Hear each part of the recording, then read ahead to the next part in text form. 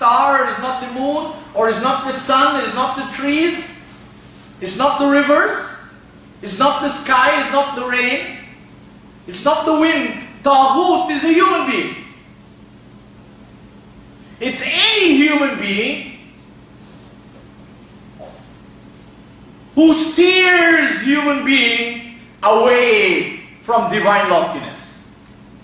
Any human being, by whatever strategy and whatever explanation they give, and whatever action they do, they move human being from recognizing that Allah, His sovereignty, cannot be diluted, is one. And if God is one, then the message of God throughout the world should be one.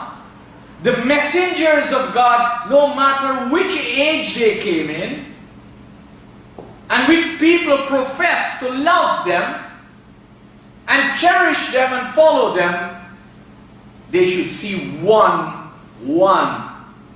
message. But you can see fundamentally there are issues. And that's why the Qur'an commands me and you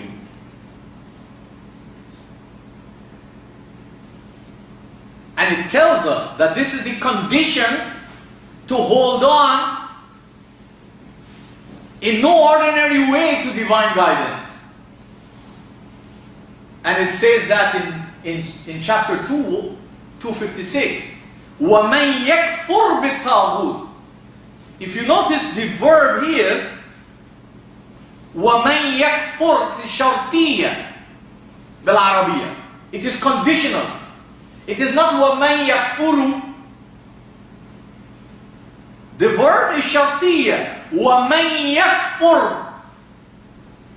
This man is شرطية. Whosoever does this, then that is what follows is going to happen.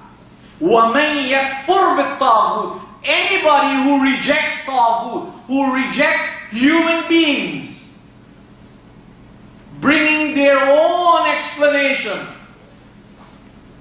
that is contradictory in results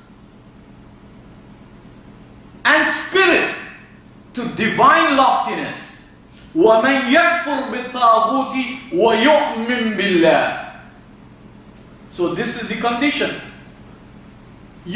If you and I reject human gods, then we will secure our relationship with Allah.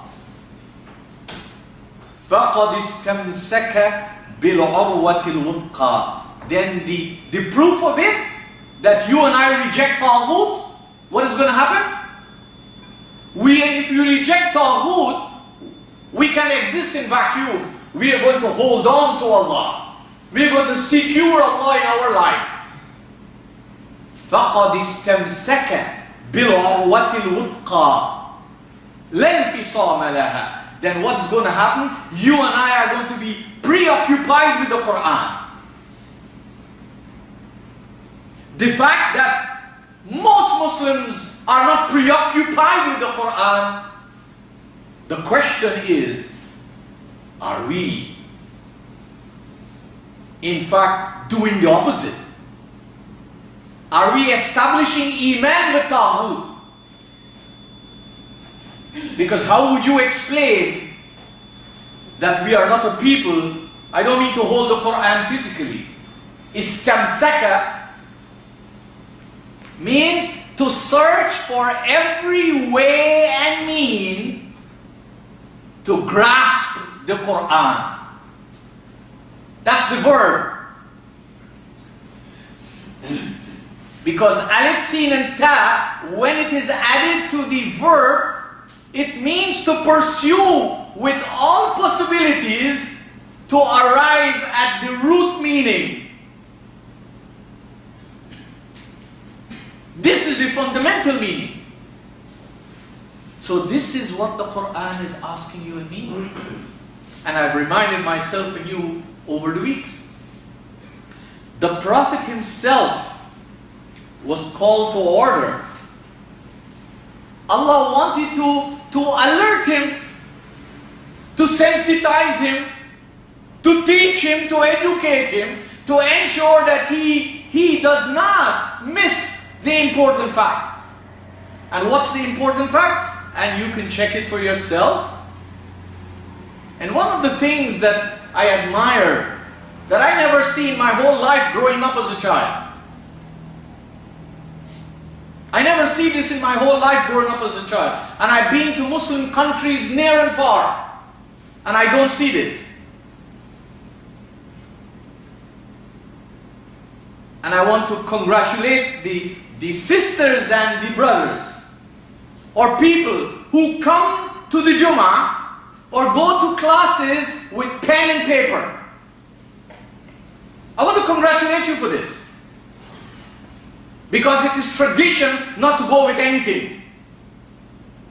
It is tradition not to go with anything. One or two people will come with a recorder. But that is like a drop in the whole ocean. But I could say in my lifetime, many of the people that I teach,